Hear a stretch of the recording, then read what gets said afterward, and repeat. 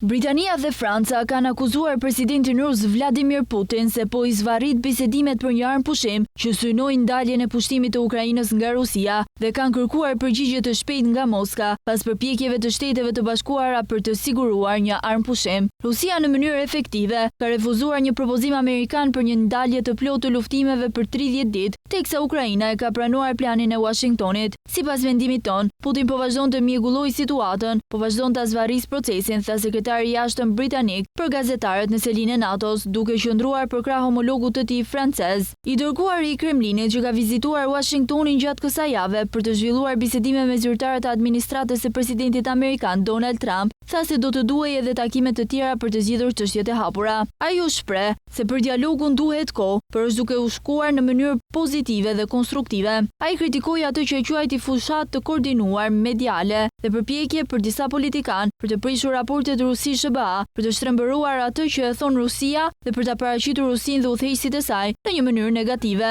Britania dhe Franca po udhëheqin përpjekjet shumë kombëshe të njohura si koalicioni i vullnetit, duke synuar krijimin e një force të sigurisë e cila do të diskolohej në Ukrainë në rast se në të ardhmen arrihet një marrëveshje armëpushimi. Një zyrtar i lartë Ukrainas tha më herët gjatë javës se midis 10 deri në 12 vende deri më tani kanë thënë se do t'i bashkohen këtij koalicioni. Lami tha se përderisa Putin duhet të pranojë një marrëveshje armëpushimi, ai po vazhdon ta bombardojë Ukrainën, po bombardohen popullata e saj civile, furnizimet e energjisë, ne po shohim se si po vepron Putin, e dim se çfarë po bën. Barot tha se Ukraina para 3 javësh ka pranuar kushte për armëpushim dhe tani Rusia i ka bërë SBA-s një përgjigje. Rusia po zvarrit procesin, po vazhdon sulme ndaj infrastrukturës së energjisë, po vazhdon krimet e luftës, tha Barot.